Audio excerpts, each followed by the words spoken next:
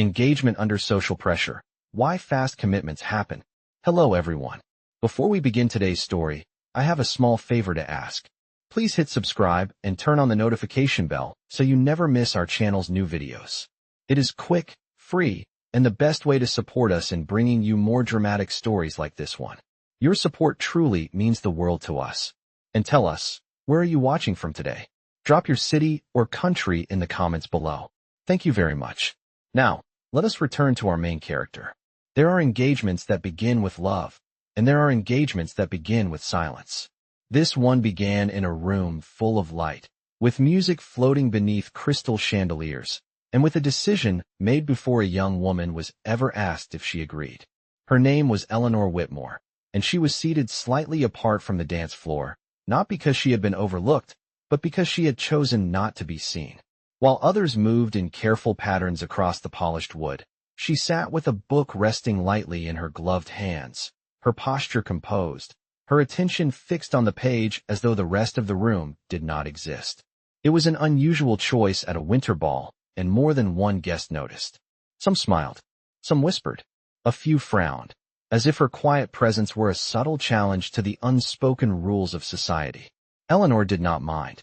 She had learned long ago that attention, once invited, rarely left without a cost. The Whitmore estate had hosted gatherings like this for generations, but tonight carried a different weight. Conversations lingered just a second too long. Glances passed with a sharpened curiosity. Beneath the laughter and the measured elegance, there was an expectation moving through the room, tightening like a thread pulled too quickly.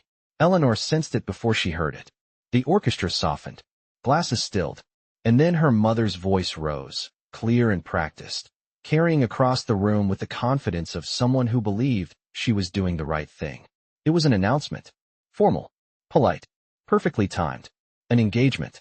Eleanor lifted her eyes from the page just as her name was spoken, paired with another she recognized instantly. A name that belonged to a man she knew only in passing. A man of standing, of influence, of unquestioned respect.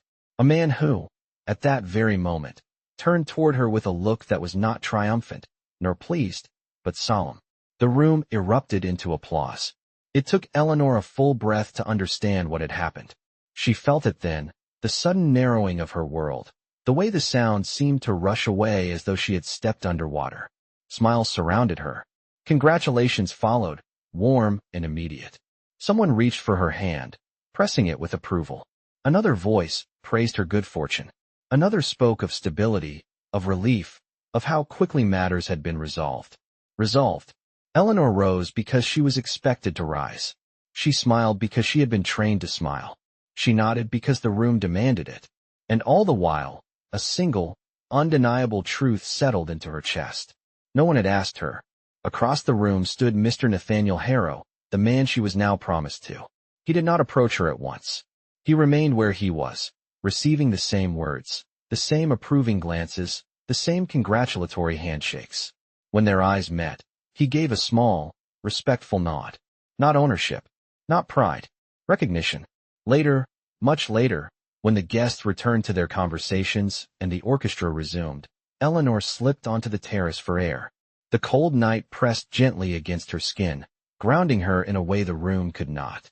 She rested her hands against the stone railing and let the quiet steady her breathing. This was how fast commitments happened, she realized. Not with a question, but with an assumption.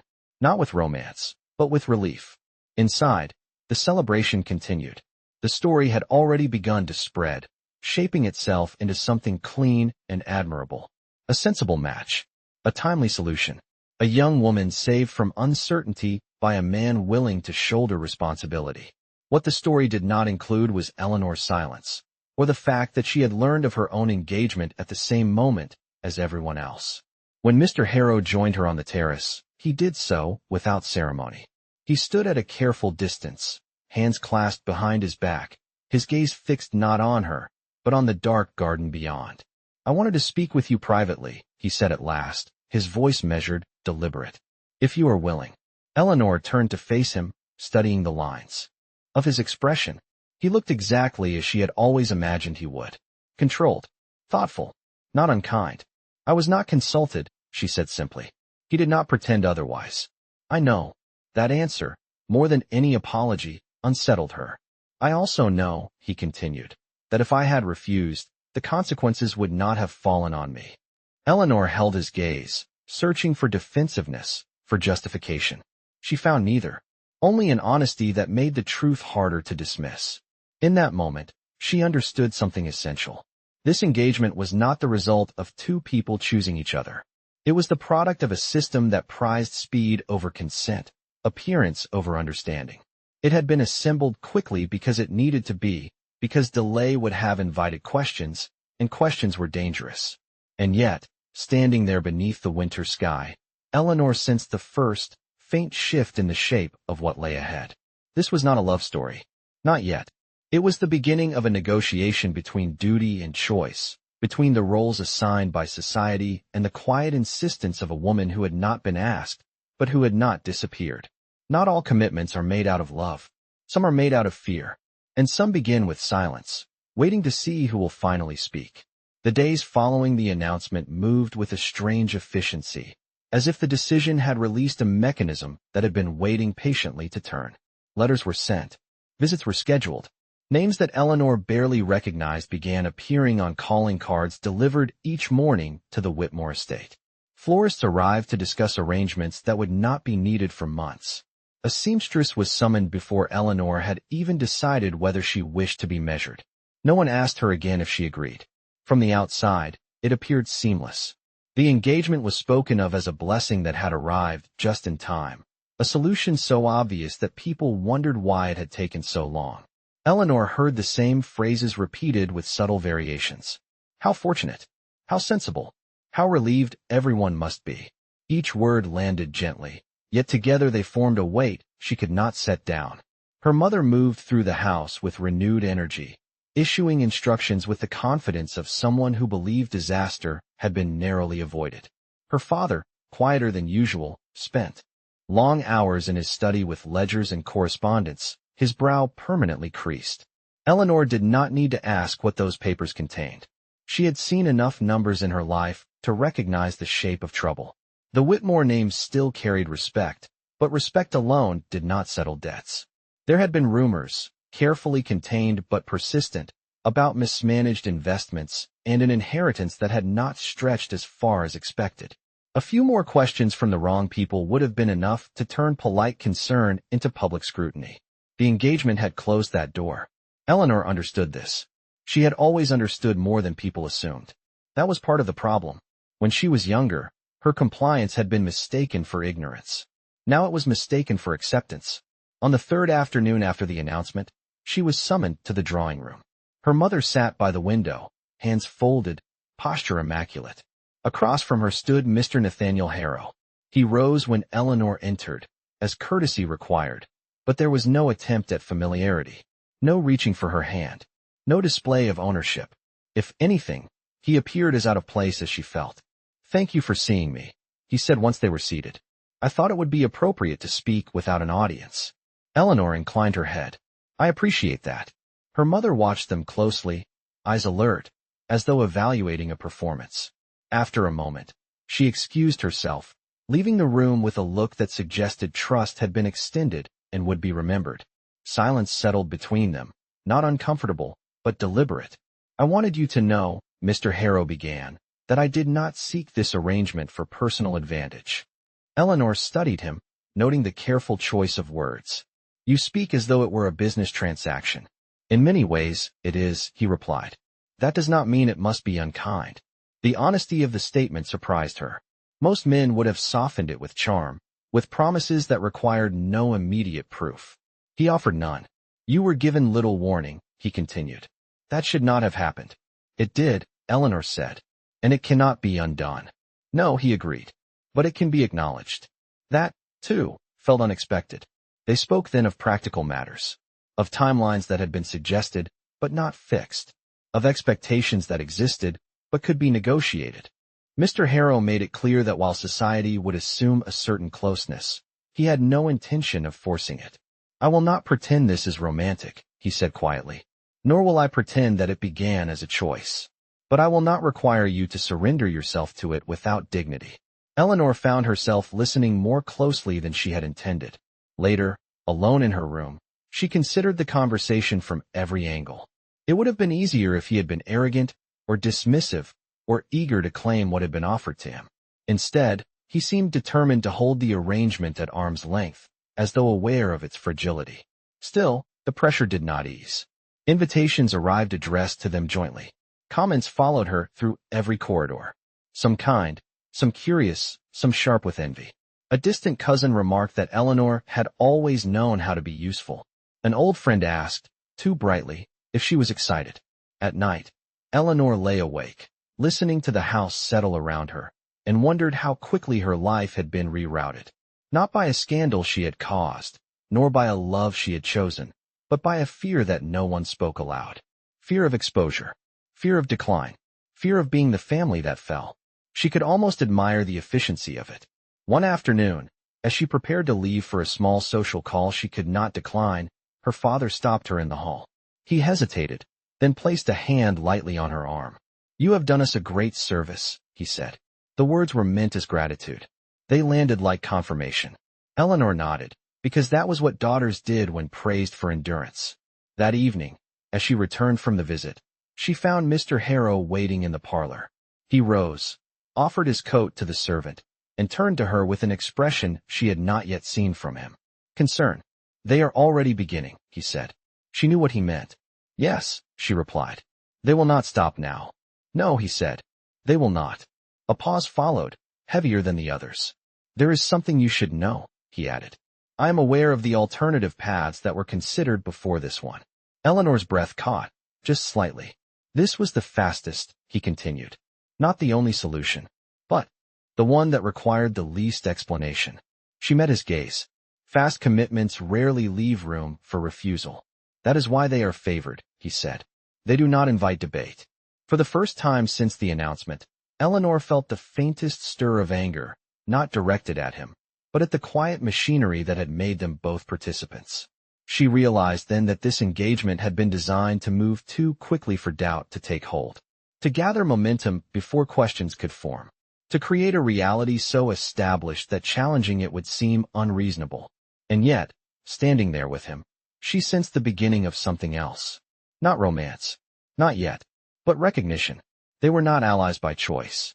But they were not enemies either. Sometimes, the most dangerous pressure was the kind that wore a polite smile. And sometimes, the fastest commitments revealed exactly who had been given time to choose, and who had not. If the engagement had changed Eleanor's position in society, it did not change the way society watched her. In some ways, it intensified it. Every appearance now carried meaning. Every gesture was examined for signs of affection or resistance, as though the truth of the arrangement might reveal itself through something as small as the angle of her smile. The first public dinner they attended together took place at a townhouse just north of the river, a residence known for hosting events where reputation mattered more than comfort. Eleanor arrived on Mr. Harrow's arm, her posture steady, her expression calm.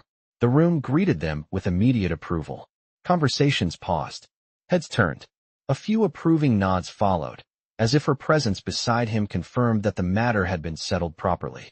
Mr. Harrow did not tighten his grip on her arm. He did not lean closer than necessary. His attention remained outward, acknowledging greetings, responding with polite restraint. To an observer, it would have appeared courteous and controlled. To Eleanor, it felt deliberate. They were not performing intimacy. They were performing respectability. As the evening progressed, Eleanor noticed something else. Mr. Harrow listened. When she spoke, even briefly, he turned fully toward her. When others addressed her as an extension of him, he redirected the conversation, answering only what concerned him and leaving her to speak for herself. It was subtle, easily overlooked, but to Eleanor it felt like the restoration of a boundary she had not known was missing. Later, while guests clustered around the dining table, a remark was made. It was not cruel, not openly, but it carried an edge that cut all the same. A woman Eleanor barely recognized laughed lightly, and said that it must be a relief to have everything decided so quickly. No more uncertainty. No more waiting. Eleanor smiled, because silence would have invited speculation. But before she could respond, Mr. Harrow spoke. "Speed is not always a kindness," he said, his tone even. Sometimes it is simply convenient. The table grew quiet. Not uncomfortably so, but enough to register the shift. The woman laughed again, less confidently this time, and the conversation moved on. No one challenged him. No one questioned the statement. The moment passed, but it did not disappear. Eleanor felt it settle between them like an unspoken acknowledgement. On the carriage ride home, the streets passing slowly beyond the window, Eleanor turned toward him. "You did not have to say that," she said. "I did," he replied. "If I allow assumptions to go unchallenged now, they will only grow." She considered this. "You are aware that it will cost you."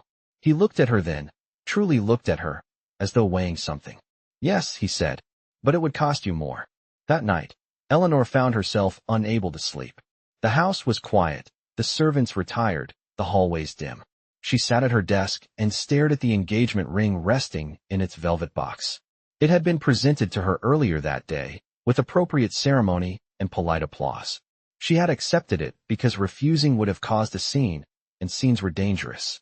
She lifted the ring now, turning it slowly between her fingers. It was elegant, impeccably chosen. It represented security, resolution, relief.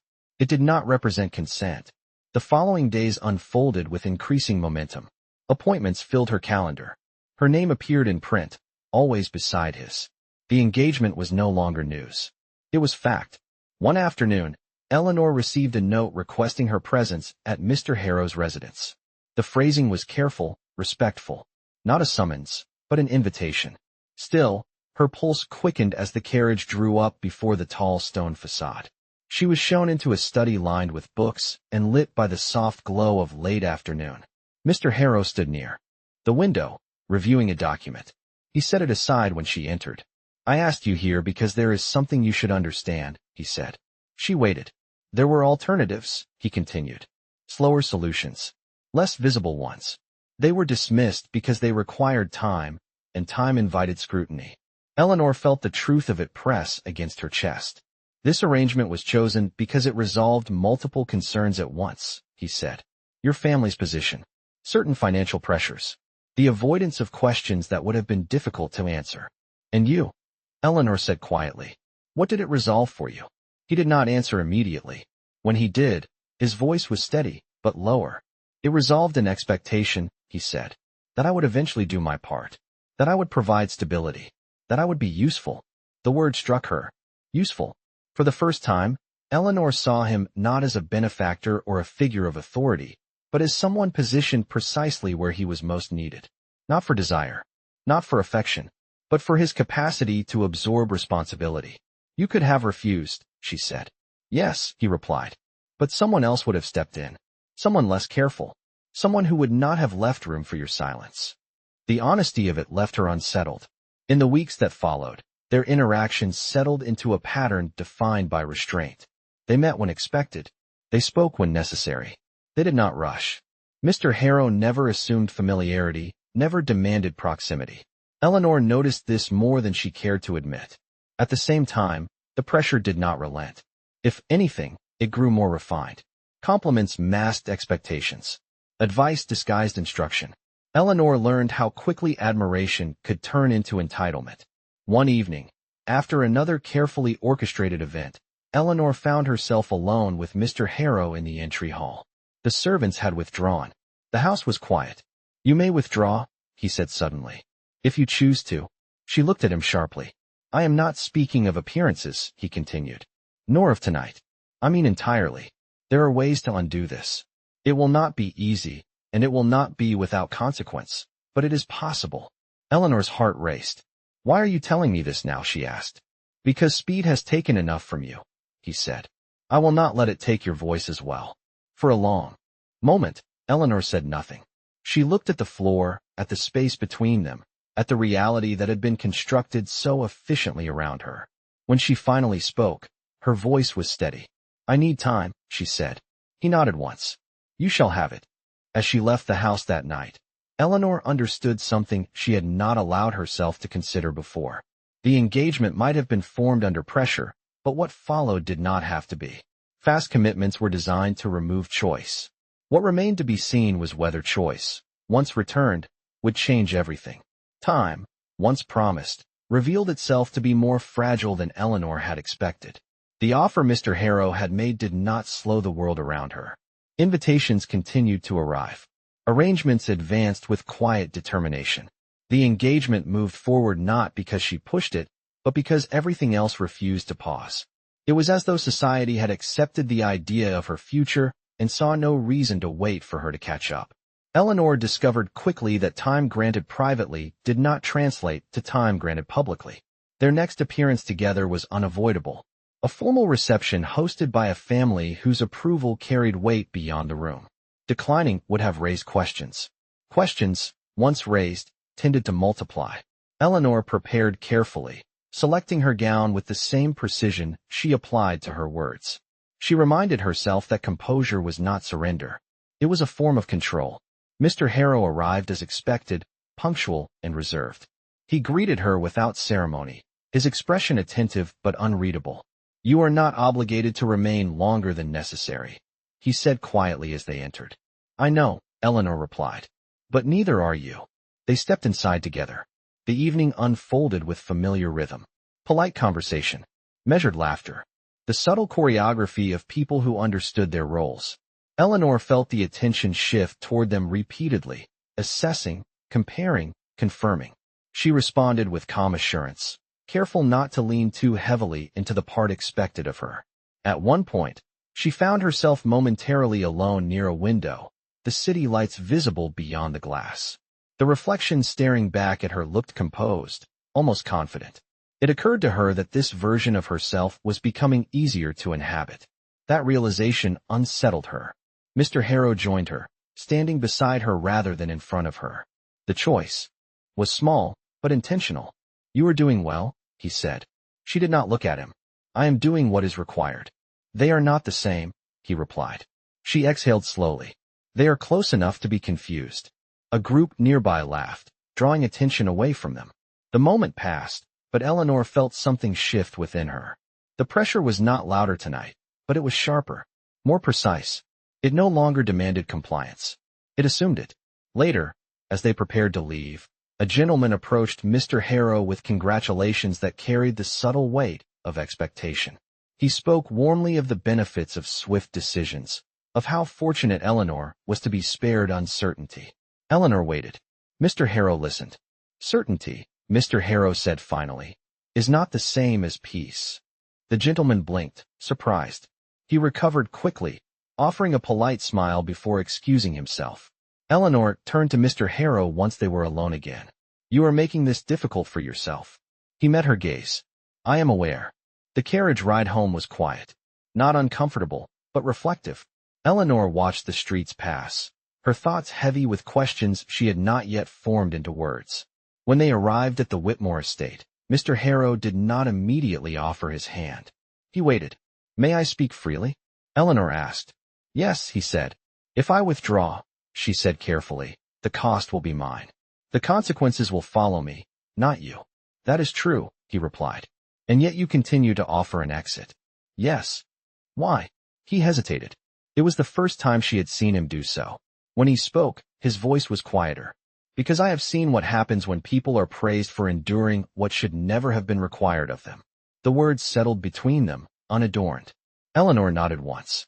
"Then you understand why I cannot answer yet." "I do," he said. "And I will not ask again until you do." That night, Eleanor lay awake long after the house had gone still.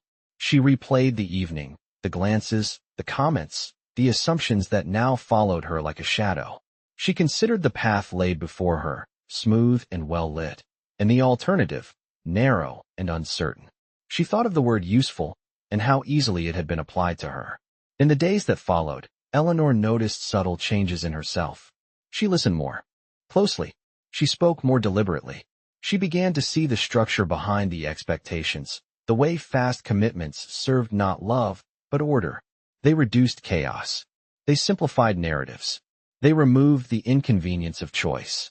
One afternoon, while reviewing correspondence at her desk, Eleanor received a letter addressed to her alone. It was brief, written in a careful hand. It contained information, an alternative arrangement, slower, less visible, one that would protect her family without binding her to a public promise. It would require time. Discretion. Patience. She recognized immediately why it had been dismissed. Tom invited questions. Eleanor folded the letter and placed it beside the engagement ring. 2 paths. 2 costs. One visible, one hidden. That evening, she requested a meeting with Mr. Harrow. They sat across from one another in a quiet room, the fire casting soft light between them.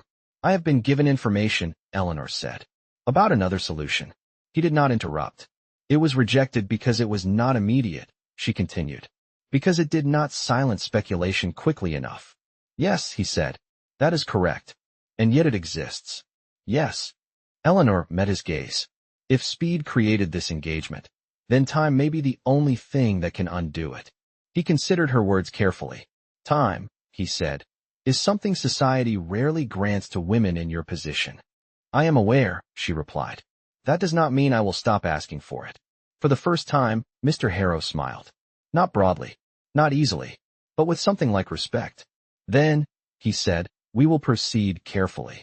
As Eleanor left the room, she understood that the engagement had entered a new phase, no longer driven solely by momentum, but by attention, by questions, by the slow reclaiming of agency. Fast commitments happened because they left no room for doubt. What Eleanor was beginning to carve out, quietly and deliberately, was space. The space Eleanor had begun to carve out did not announce itself. It did not interrupt schedules or cancel engagements. It existed quietly, between what was expected of her and what she chose not to give. And yet, that space was noticed. The tone of conversations shifted. Where once there had been certainty, there was now curiosity. Where there had been assumptions, there were pauses. Eleanor sensed it in the way people studied her face, searching for signs of hesitation they could name without acknowledging. Society had accepted her engagement quickly. It was far less comfortable with the idea that she might be thinking. Her mother was the first to address it directly. They sat together in the morning room, sunlight filtering through lace curtains, illuminating the carefully arranged flowers on the table between them. It was a familiar setting, one Eleanor had occupied countless times, listening to guidance offered as concern. You have been quiet, her mother said at last. People have begun to notice. Eleanor folded her hands in her lap. People always notice. Yes, her mother replied. But they do not always question. That is the difference. The implication was clear. Silence, once acceptable, had begun to read as uncertainty. And uncertainty, in a matter already declared, invited discomfort. You are fortunate, her mother continued. This engagement has resolved matters that would have taken years to manage. It has spared us all a great deal of strain. I am aware, Eleanor said. And yet, her mother added carefully, gratitude must be shown. Publicly. Eleanor looked up. Gratitude or enthusiasm? Her mother hesitated. The distinction is rarely made. The conversation ended without resolution, but the expectation lingered. Eleanor understood then that the space she had claimed would not be tolerated indefinitely. Fast commitments thrived on momentum. Slowing them threatened the narrative that had been so carefully constructed. Later that afternoon, Eleanor received another invitation. A private luncheon. Small. Select. A gathering where impressions would be formed and reported, where the absence of warmth would be interpreted as a flaw rather than a preference. Mr. Harrow accompanied her, as expected. As they entered the room together, Eleanor felt the familiar tightening in her chest. She had learned to recognize it as the sensation of being observed with intent. Throughout the meal, the conversation circled predictably. Marriage as partnership. Marriage as responsibility. Marriage as a solution to uncertainty. Eleanor listened, responding when addressed, offering nothing more than what was required. She did not perform affection. She did not deny it either. At one point, a woman across the table leaned toward her with a smile that held just enough curiosity to be unsettling. It must be comforting, she said, to know everything is settled so quickly. Eleanor met her gaze. Comfort is not always immediate. The woman laughed softly, as though the remark were charming rather than pointed. But the moment lingered. Mr. Harrow noticed. Later, as they walked toward the carriage, he spoke quietly. They are beginning to press, he said. Yes, Eleanor replied. They believe enthusiasm will complete the arrangement. And will it? She considered the question. No, he nodded once. Then we must be prepared for resistance. That resistance arrived sooner than Eleanor expected. 2 days later, her father requested her presence in his study. The room smelled faintly of ink and leather, the air heavy with the weight of decisions already made. "This arrangement has granted us stability," he said without preamble. It would be unwise to appear hesitant now. Eleanor stood still. Hesitation and thought are not the same. In the eyes of others, they are indistinguishable, he replied. Perception matters. I am aware, she said. That is precisely why speed was favored. He looked at her sharply. Then you understand what is at stake. Yes, Eleanor said. Do you understand what has been asked of me? Her father did not answer immediately. When he did, his voice was quieter. You have always been strong, he said. You have always understood what was required. Eleanor felt the familiar weight of praise settle on her shoulders. Strength, in this context, meant endurance. Understanding meant compliance. That evening, she sat alone in her room, the letter outlining the alternative solution spread open before her. It promised discretion, time, and the preservation of her family's position without the permanence of a public promise. It also carried risk. Questions would arise. Explanations would be demanded. The narrative would fracture. The engagement, by contrast, was simple, clean, immediate. She placed the letter beside the ring once more. 2 objects. 2 paths. One visible. One contested. A knock at the door interrupted her thoughts. Mr. Harrow entered when invited, his expression attentive.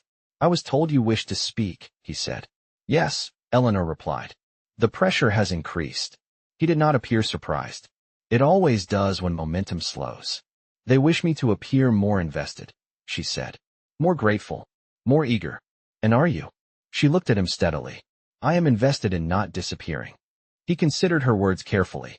They will interpret restraint as resistance, he said. They will begin to question whether this engagement truly serves its purpose. And does it? Eleanor asked. He did not answer at once. It serves order, he said finally. It serves appearance. It serves those who fear instability. And us? She asked. A pause followed. That, he said, remains undecided. Eleanor felt something settle within her then. A clarity she had not allowed herself before.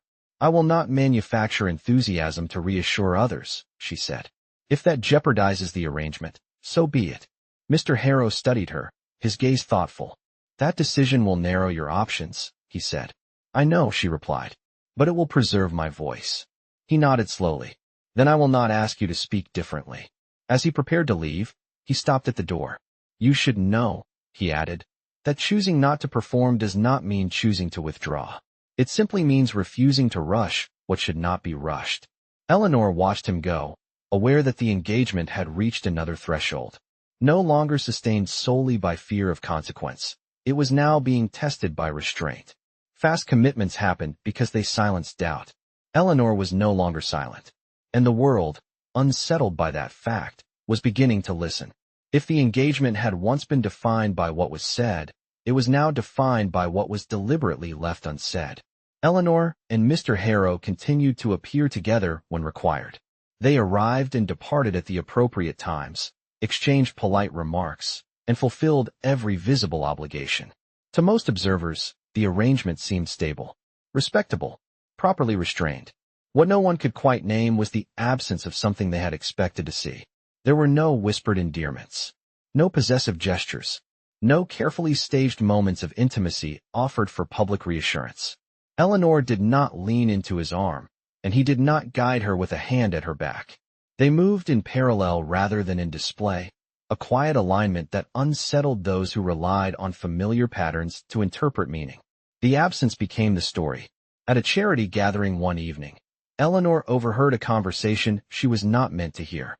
2 women stood just beyond a decorative screen, their voices lowered but intent. She seems distant, one remarked. Reserved, the other corrected. Do you think she understands what is expected of her? I think she understands it very well. Eleanor did not react. She stepped away calmly, her expression unchanged. But the words followed her, confirming what she already knew. Her restraint was being read as defiance. Later that evening, a more direct challenge emerged. A man of considerable influence, one whose approval carried weight beyond personal opinion, addressed Mr. Harrow with a genial smile and a pointed tone. Engagements thrive on certainty, he said. The public finds reassurance in visible affection. Mr. Harrow listened without interruption. And yet, the man continued, there seems to be an unusual amount of distance between you. Mr. Harrow did not glance toward Eleanor. Distance is not always absence, he said. Sometimes it is respect. The man laughed lightly, as though indulging a philosophical detour.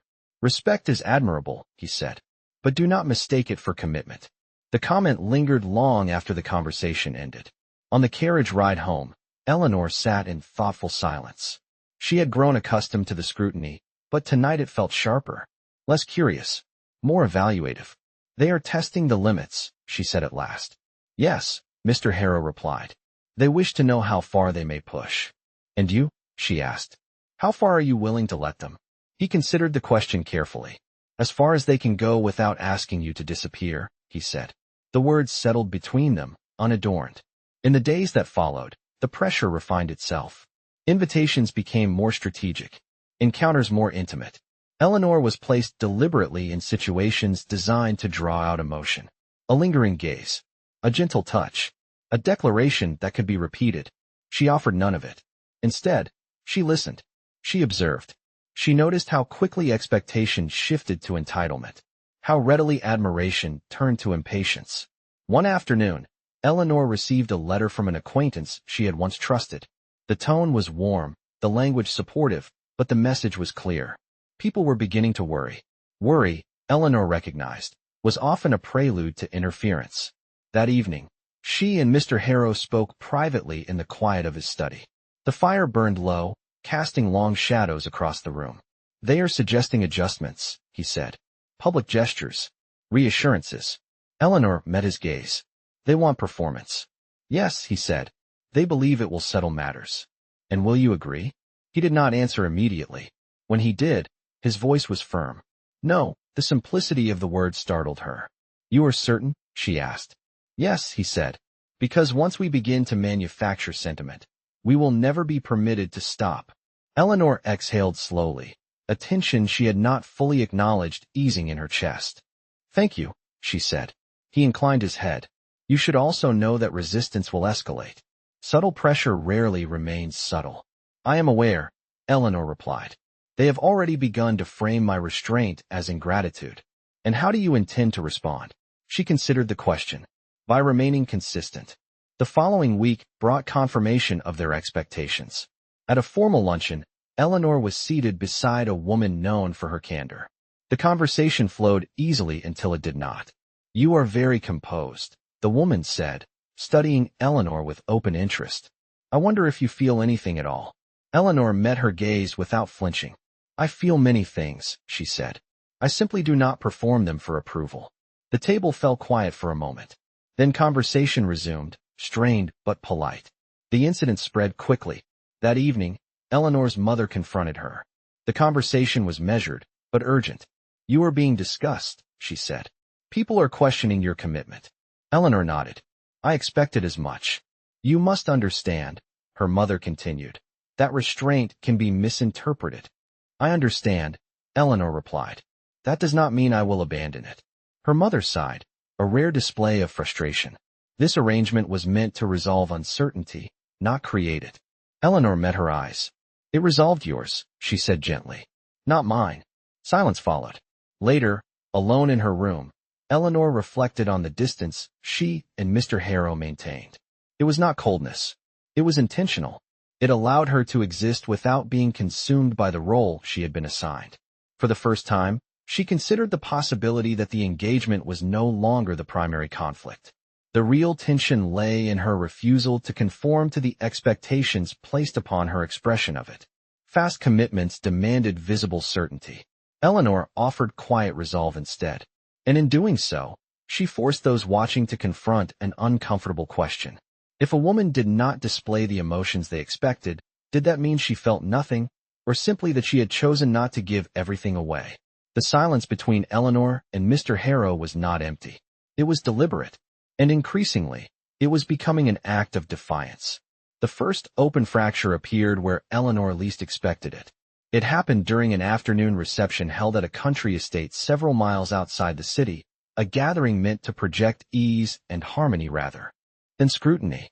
The gardens were immaculate. The air carried the faint scent of late summer roses, and the conversations drifted easily from one subject to another. It was the sort of setting designed to soften impressions and quiet speculation. Instead, it sharpened them. Eleanor and Mr. Harrow arrived together, as they always did, and were greeted with cordial approval. Their presence was acknowledged, their status affirmed. But beneath the surface, Eleanor sensed a shift. The questions were no longer tentative. They were curious in a way that suggested impatience. At first, the comments were indirect. "You must be enjoying this season," someone remarked, eyes flicking between Eleanor and Mr. Harrow. "It must be comforting to have everything arranged," said another, with a knowing smile.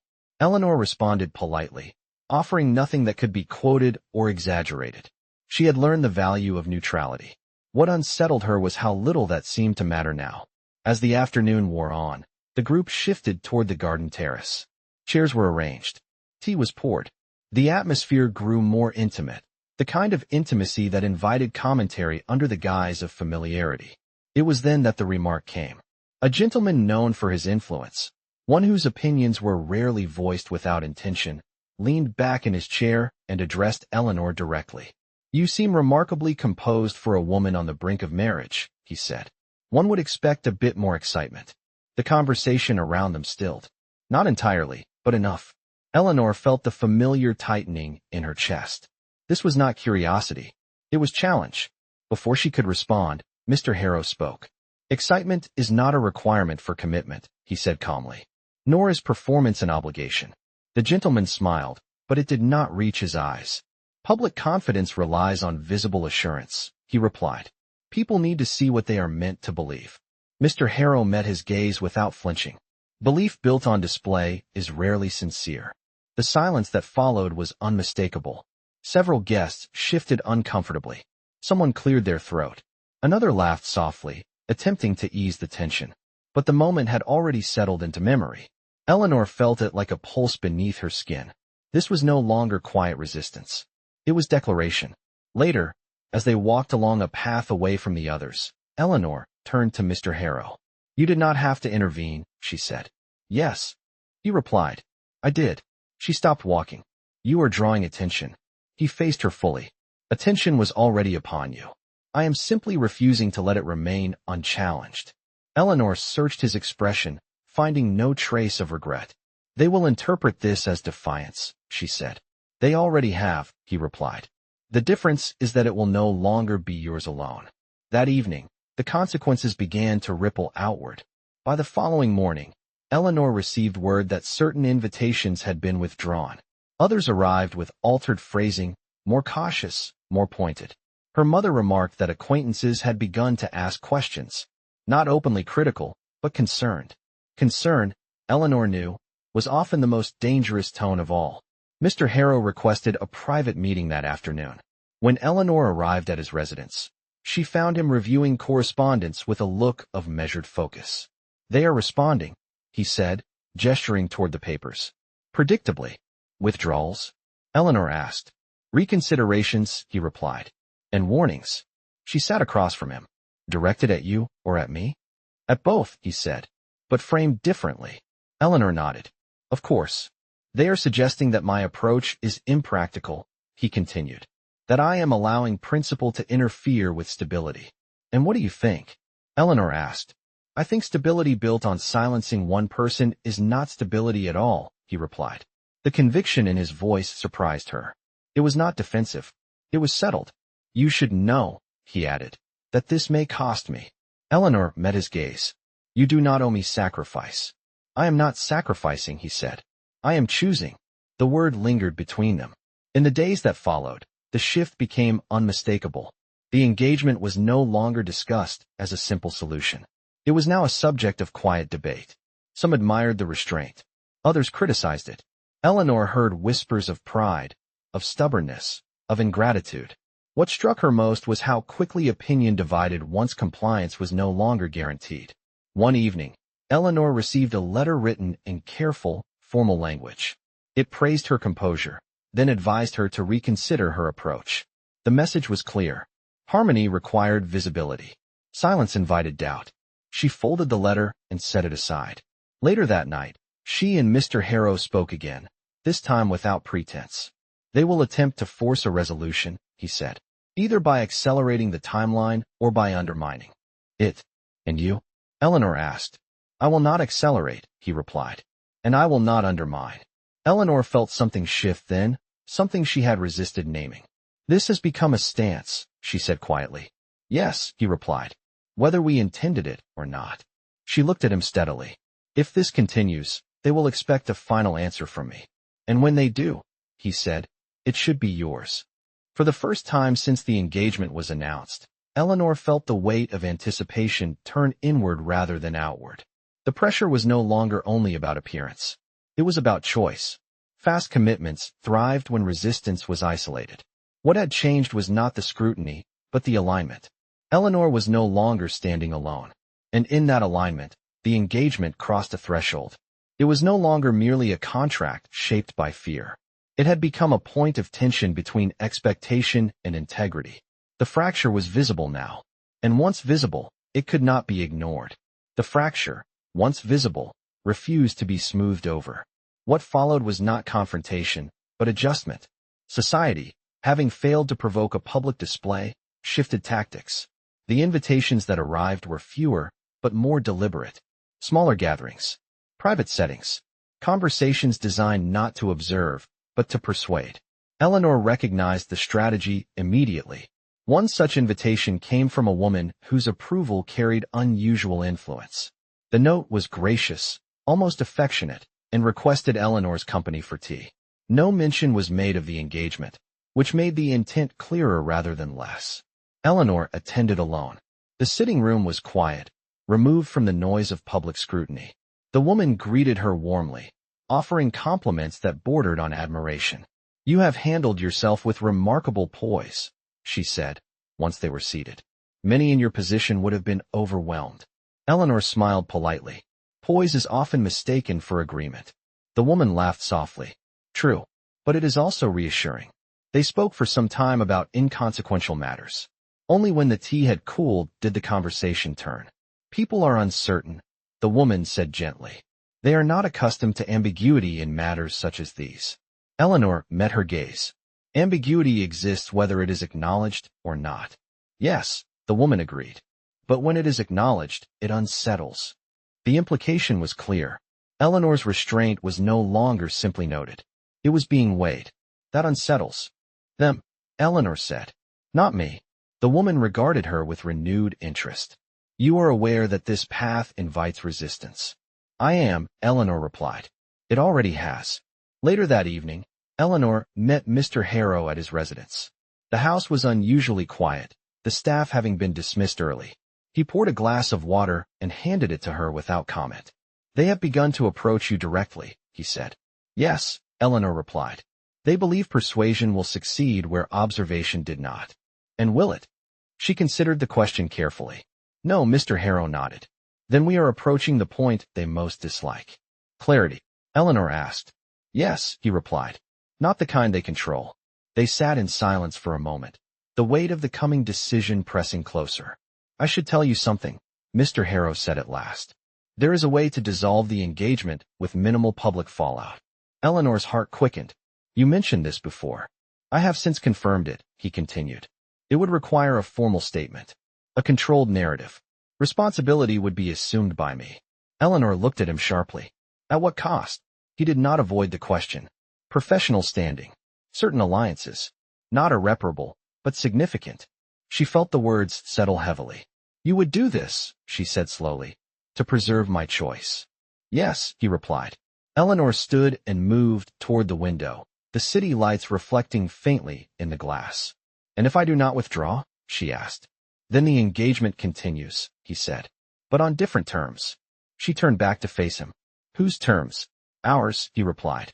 The simplicity of the answer unsettled her more than any declaration might have. You are offering me an exit, she said. And yet you do not push me toward it. No, he agreed. Because choice, once given, must be respected. Eleanor closed her eyes briefly, allowing herself a moment of honesty she had not permitted since the announcement. I am afraid, she said quietly. Mr. Harrow did not respond immediately. When he did, his voice was steady. So am I. She looked at him then, truly looked at him, and understood that his fear was not of scandal or consequence, but of repeating a familiar pattern, of becoming the man who resolved problems by absorbing them, without questioning whether they should exist at all. I am afraid of disappearing, Eleanor continued, of becoming a solution instead of a person. You will not, he said firmly. Not if I remain here. The assurance did not feel romantic. It felt ethical, and somehow, that mattered more. The next days passed in careful anticipation. Eleanor weighed the alternatives repeatedly. Withdrawal offered relief, but also loss. Continuation offered stability, but only if it did not demand surrender. The engagement ring remained untouched in its box. One afternoon, Eleanor requested a walk.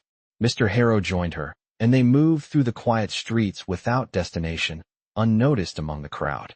I need to know, Eleanor said at last, that if I choose to remain, it is not because I have been worn down. It would not be, he replied.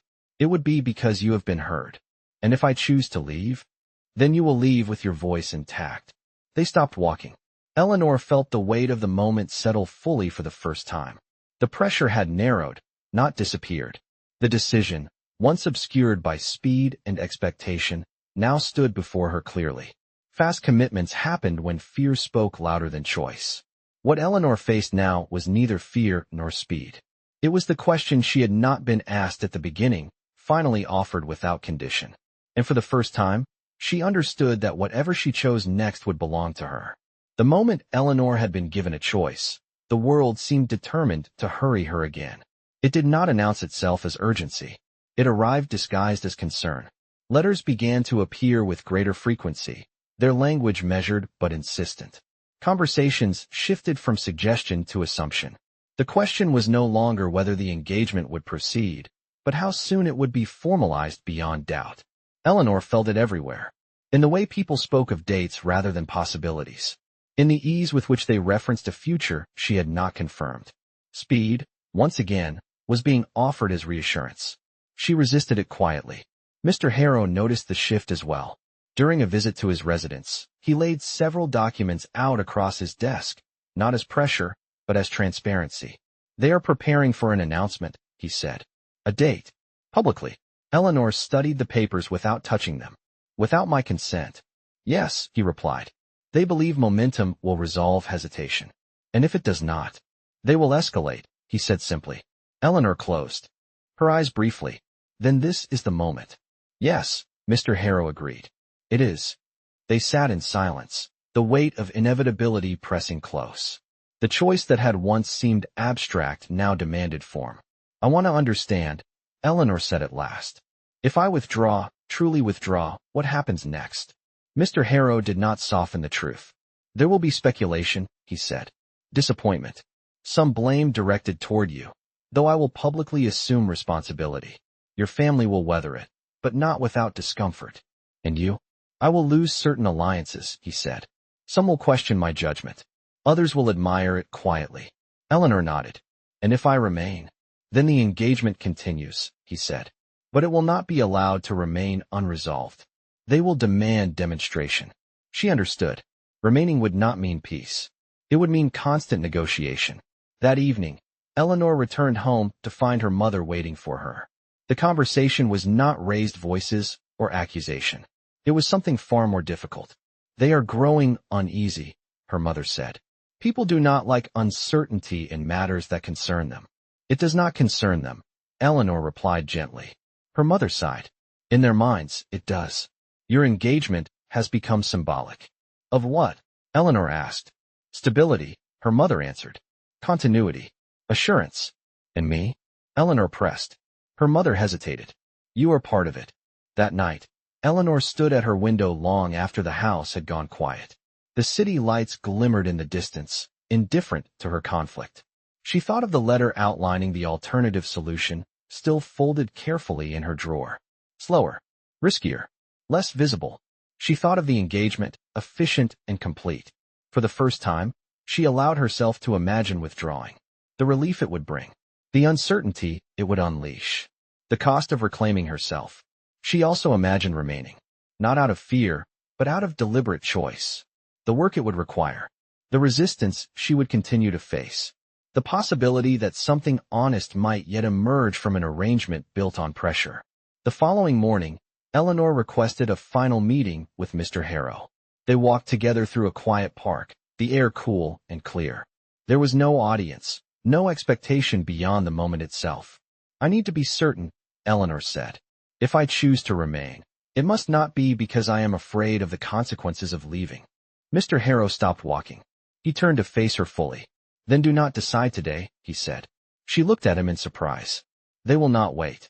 "Then let them be unsettled," he replied. "Speed created this situation.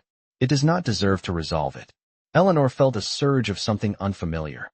Not fear. Not relief. Respect. "I have been told my entire life that hesitation is weakness," she said quietly. "That certainty is strength. Certainty imposed is convenience," he replied. "Strength is choosing when you are allowed not to." They resumed walking. By the end of the week, the pressure reached its peak. A formal announcement was drafted. A date proposed. Eleanor was informed, not consulted. That evening, she sat alone at her desk, the ring box open before her. She lifted the ring once more, its weight familiar now. This time, she did not replace it immediately. Instead, she closed the box and stood. When Eleanor met Mr. Harrow the following morning, she spoke without preamble. "I am not withdrawing," she said. He studied her carefully. "Are you certain?"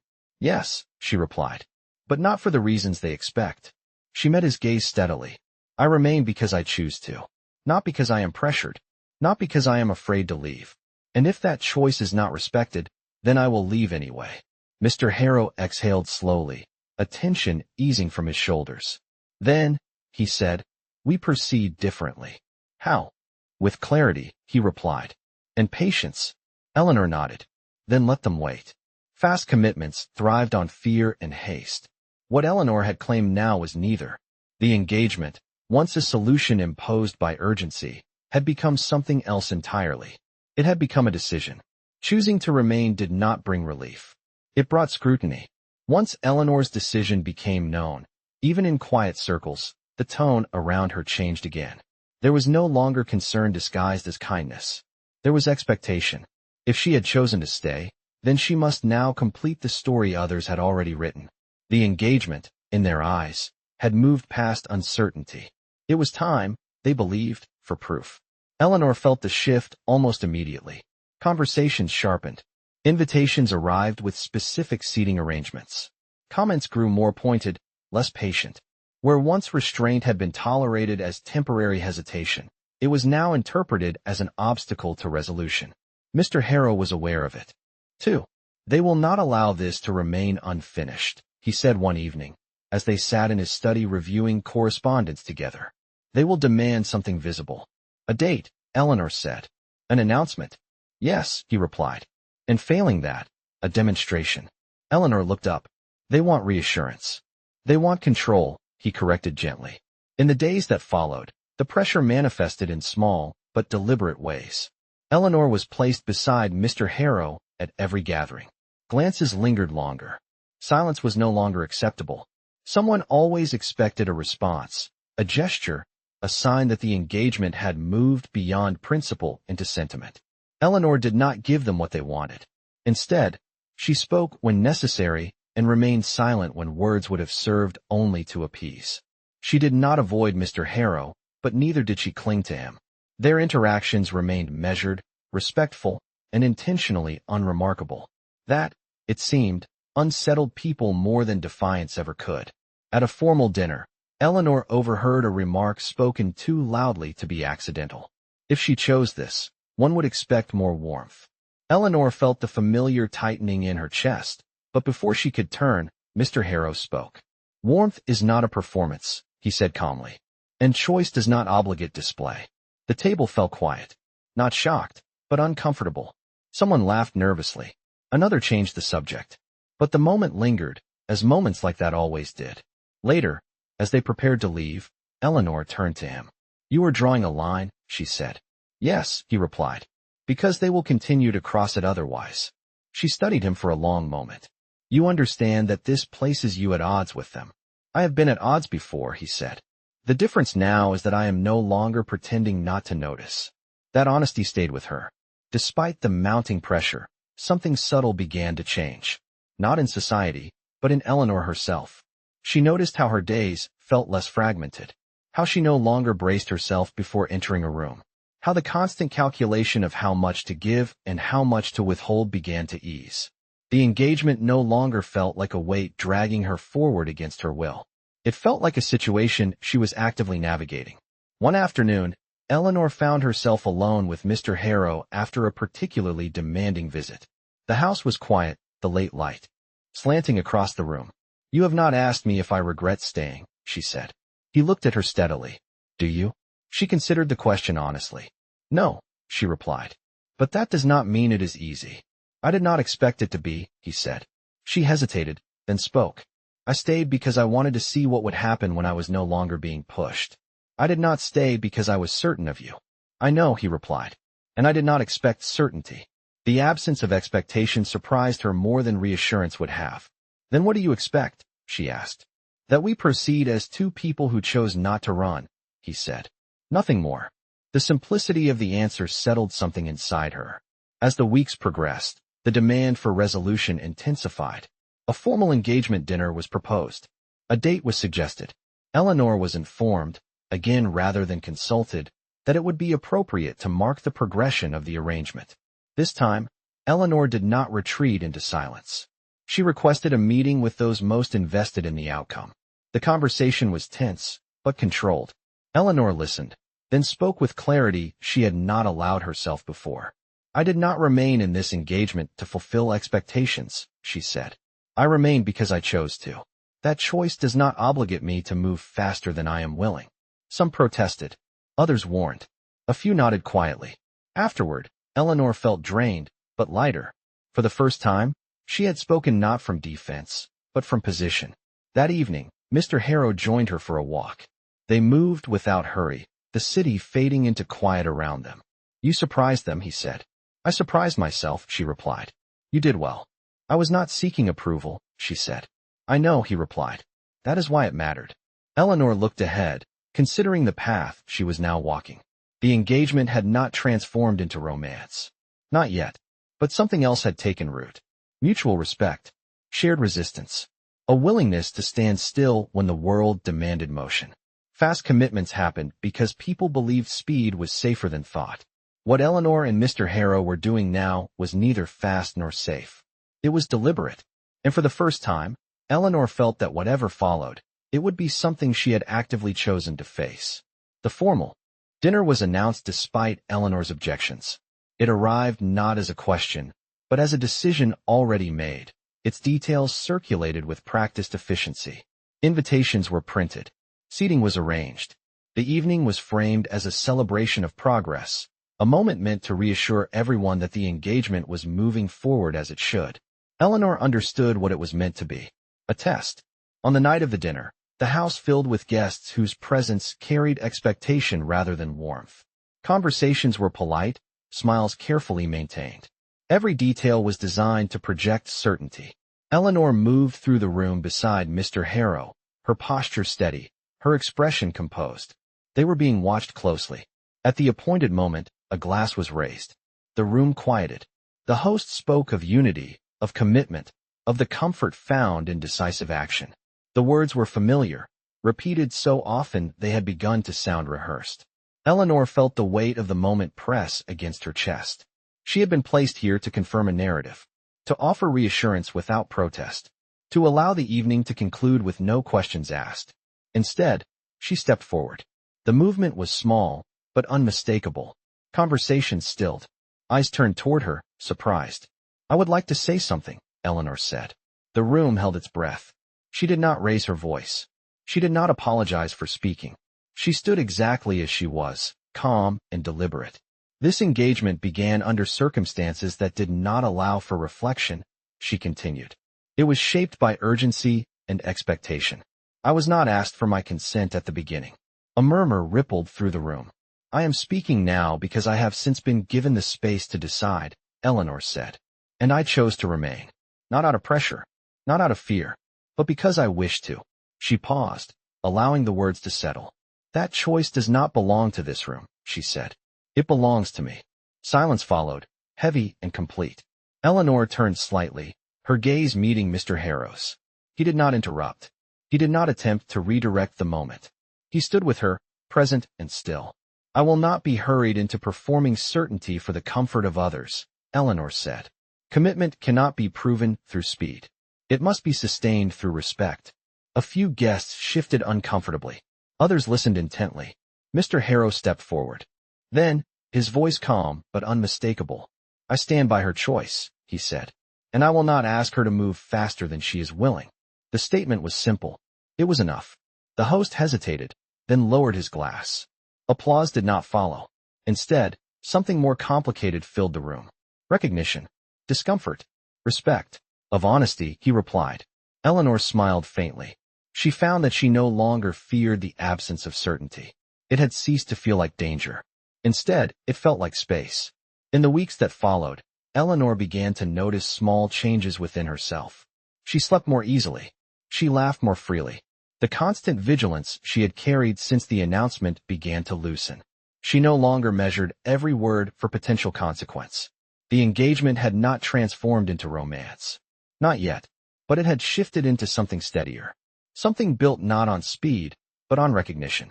One evening, as they sat together in the quiet of his study, Eleanor spoke without planning to. I stayed, she said, because you never tried to convince me to. Mr. Harrow looked at her, surprised. I did not want to replace one pressure with another, he said. She nodded. That mattered. The fire burned low, casting gentle light across the room. The silence between them was no longer tense. It was shared. Eleanor realized then that love, if it came, would not arrive with spectacle. It would not demand proof. It would emerge slowly, in the space where fear no longer dictated action. For the first time, Eleanor did not feel like a solution. She felt like a participant. And that, she understood, was how something real was allowed to begin. The season turned quietly. There was no announcement to mark it, no declaration that everything had changed. Eleanor noticed it instead in smaller ways. In the mornings that felt less heavy. In the absence of that familiar tension at the base of her spine when she entered a room. In the way her name, when spoken now, no longer sounded like a conclusion. The engagement remained. It was not dissolved, nor was it hurried toward completion. It existed as something unfinished, and for the first time, that did not feel like failure. Eleanor and Mr. Harrow continued forward without spectacle. They attended events when necessary and declined them when they were not.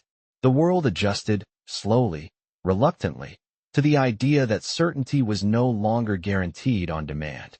Some found this unsettling. Others, unexpectedly, found it relieving. One afternoon, Eleanor stood alone in the garden of the Whitmore estate, watching the light shift across the stone path. She realized she could no longer remember the last time she had felt pressed to become something quickly. The pressure that once defined her days had loosened its grip, replaced by a steadier awareness of herself. Mr. Harrow joined her without announcing his presence. He stood beside her, not close enough to intrude, not distant enough to suggest retreat. They have stopped asking, he said. Eleanor nodded. They have learned that answers cannot be extracted. He glanced at her, something thoughtful in his expression. And you? I have learned that answers do not need to be rushed, she replied. They stood in silence for a moment, the kind that no longer demanded explanation. I want to be clear, Mr. Harrow said at last. What we have now is not obligation. No, Eleanor agreed. It is intention. He considered her words, then inclined his head. Then whatever comes next should come honestly. Eleanor looked at him then, not as the man who had been offered as a solution, nor as the one who had stood beside her when she spoke. She saw him as someone who had chosen not to close a door simply because it was easier to do so. I am not certain where this leads, she said. Neither am I, he replied. But certainty was never the goal. That evening, Eleanor returned to her room and opened the drawer where the engagement ring still rested. She lifted it once more, not with hesitation this time, but with clarity. The ring no longer represented pressure or fear. It represented a moment that had forced her to find her voice. She closed the box gently and placed it back. Later, as the house settled into quiet, Eleanor reflected on everything that had brought her here. The speed. The silence. The expectation that she would accept without question. Fast commitments, she understood now, were rarely about love. They were about control. About easing fear by denying complexity. What she had claimed instead was something slower. More difficult. More honest. She had not escaped the engagement. She had transformed it. And in doing so, she had learned that dignity was not something granted by circumstance, but something maintained by choice. Some commitments were made quickly because no one was meant to object. Others endured because someone finally did. Eleanor did not know whether love would follow. But she knew this much. For the first time, her future was not being decided in her absence. And that, she realized, was where every true story began.